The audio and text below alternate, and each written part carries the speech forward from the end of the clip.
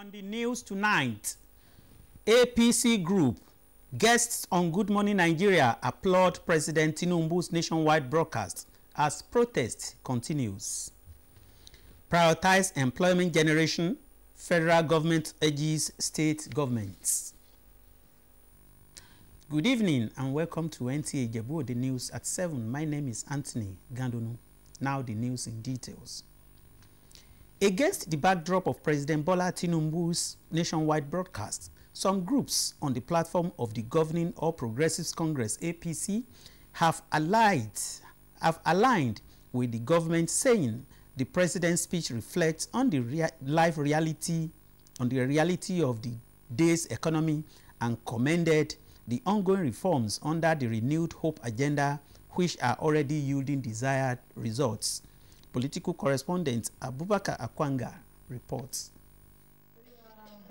The APC presidential campaign office came alive 14 months after the formation of the Tinubu's presidency. But 3 days into nationwide protest, these groups believed the presidential broadcast answered too many questions and put issues in the right perspective. I want to commend the president of our great country, President Bola Ahmed Tinubu, for the giant stride that he has achieved in the last 13 months, and again to call on our youth to please give peace a chance, to allow the presidency to properly settle down and address some of the challenges that our youth are agitating for. There is no public outing that Asiwaju has done that he has not identified, acknowledged the suffering of the people. Rationalizing some of the highlights from the president's speech, speakers said the removal of fuel subsidy and other critical reforms were difficult decisions the government has to take, but with a long-term impact. That fuel subsidy has to go. But again, Mr. President has introduced more innovation into the fuel subsidy crisis. He has just spoken our mind, and that we understand there must be hardship. And during the campaign of Asiwaju, he told us there will be hardship, no doubt. And that is a sacrifice to pay for the change we are expecting in the nation. The groups, however, appealed to youth occupying major streets in the country to vacate and embrace dialogue for the parties concerned to broker truce and pursue a national agenda for all. In Abuja, Abubakar Akwanga, NTA News. Still on President Bola Tinubu's broadcasts, President Bola Tinubu's nationwide broadcast has been applauded as conveying the message of an emphatic democratic leader who identified with the yearnings of his people, irrespective of differences.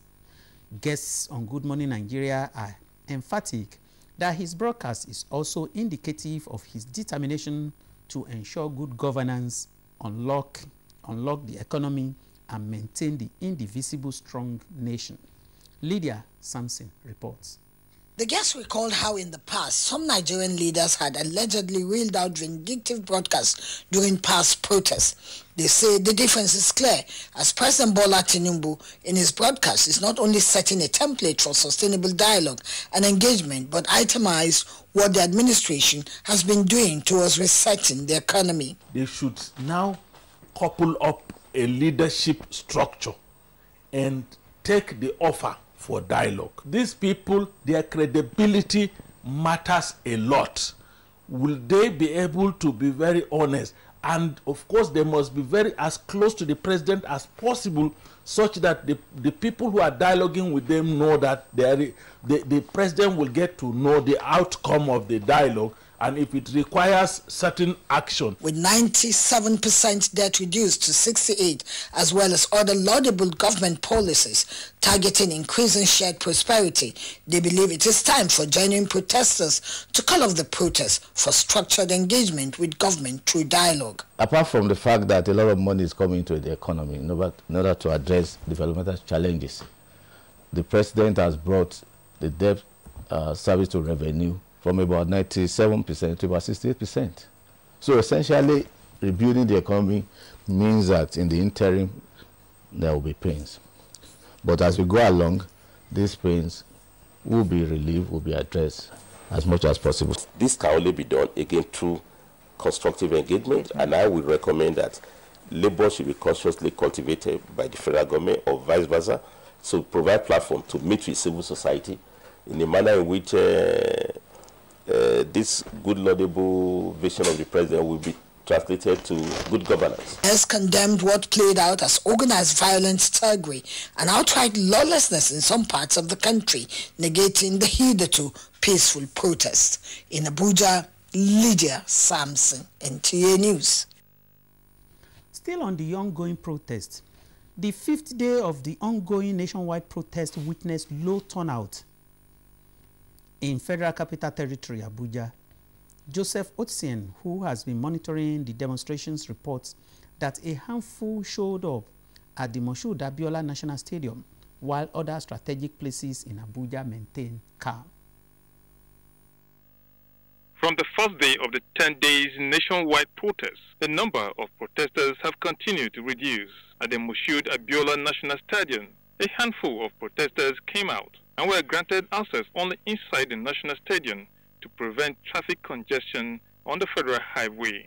However, a few who came around but refused to move inside the stadium were dispersed by the security on guard.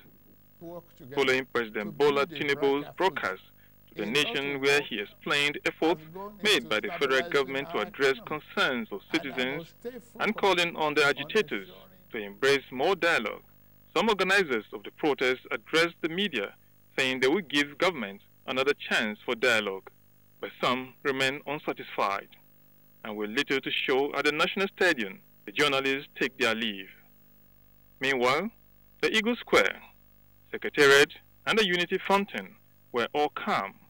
There were no incidents of any protests at any of these strategic places. In Abuja, Joseph Otsien, NTA News.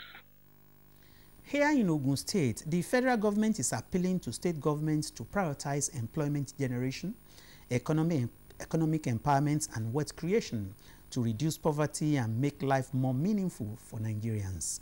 The Minister of Transportation, Seidu Ahmed Akali, made the appeal at the launching of the second phase of the e-mobility program of Ogun State government in Abeokuta. Hakim Jimo reports. It is my singular honor and privilege mission the e-bike to the benefit of the entire people. That was the inauguration of over 2,000 electric motorcycles and tricycles under the second phase of e-mobility program of Ogun State government. The Minister of Transportation, Seidu Ahmed Alkali, commended the Ogun State government for the milestone achievement in the transport sector and urged other state governments to emulate Ogun State in the quest to transit from the use of petrol to a more environmentally friendly energy being championed by the federal government.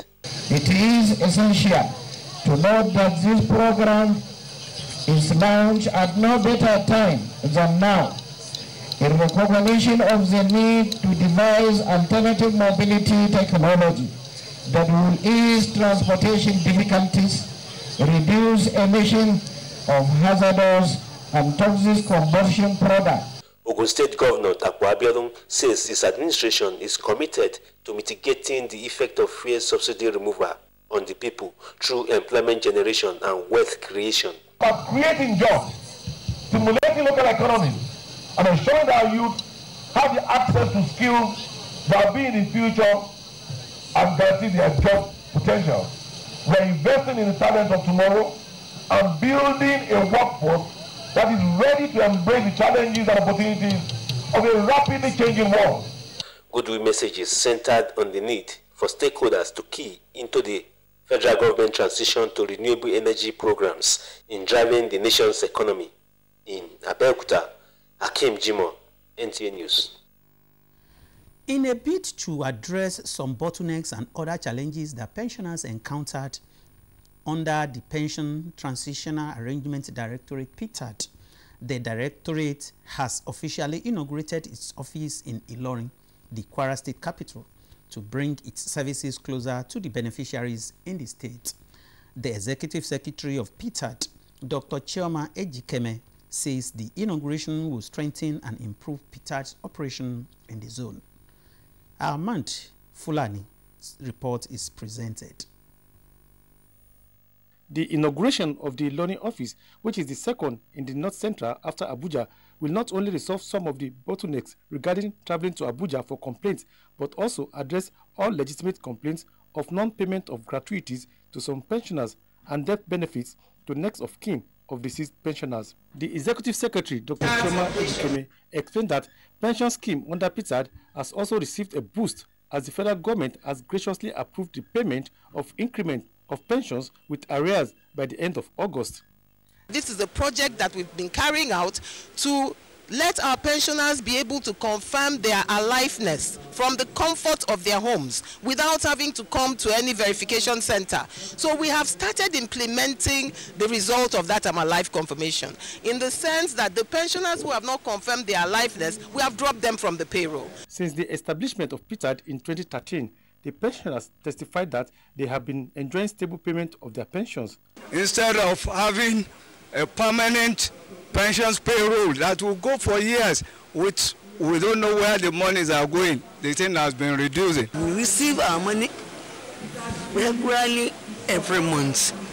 Highlight of the event was the official inauguration of the office located at the Federal Secretariat, FATE, in Ilorin.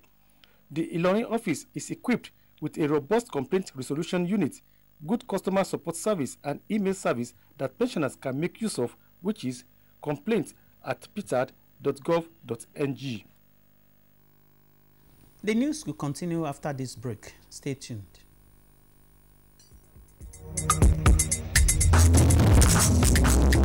Gómìnà Ọbaládé àgbà ọ̀dọ́ àtọmọdé jákèjádò àti gbèdé NTA Ijebu ode. Ààrẹ gómìnà Ọbaládé àgbà ọ̀dọ́ àtọmọdé jákèjádò àti gbèdé NTA Ijebu ode. Your heritage station, we are the light of nation and the light of generation. NTA Ijebu ode. Your heritage station, we are the light of nation and the light of generation. NTA Ijebu ode. NTA Ijebu ode, your heritage station. You are welcome back.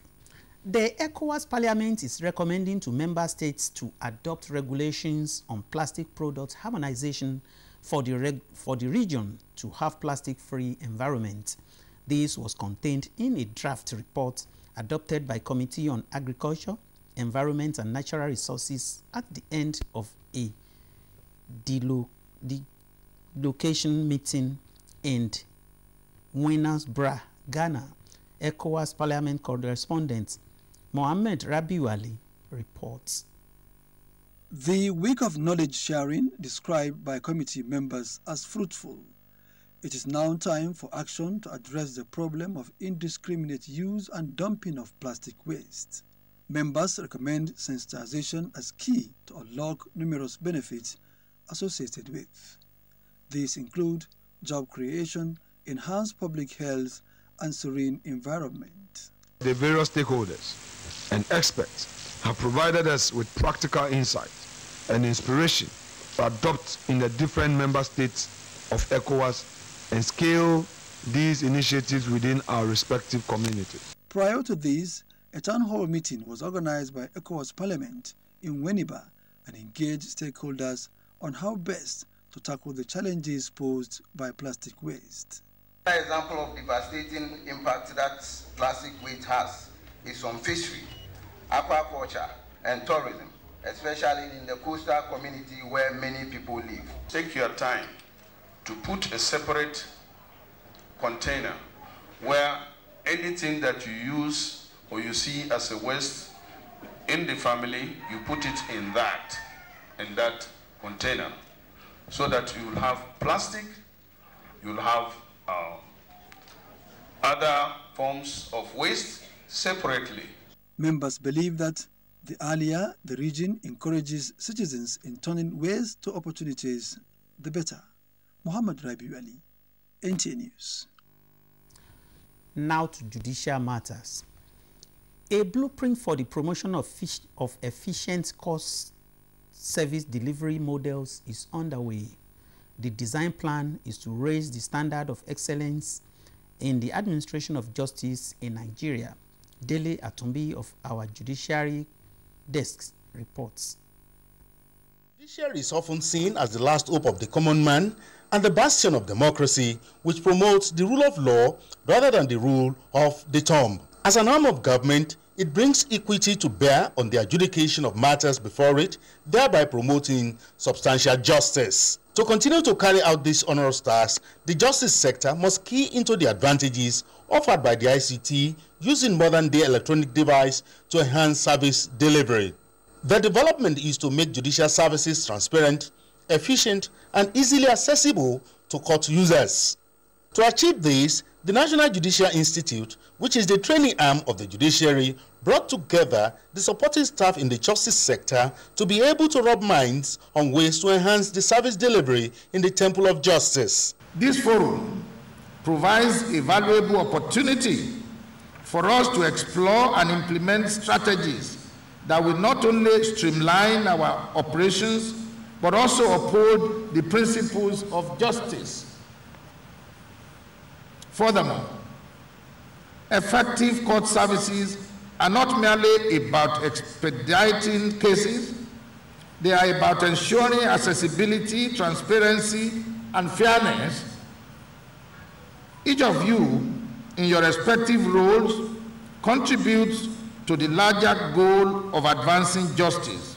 The target audience for this special gathering is participants from various jurisdictions across the country, with the view to better equip you with requisite knowledge as well as update you with evolving trends in the administration of justice. The workshop with the team Advancing Justice Through Effective Court Services is aimed at maintaining judicial integrity in the country. In Abuja, Dele Atumbi, NTA News. That is the size of the bulletin tonight. Join us tomorrow for another interesting package. From me, good night.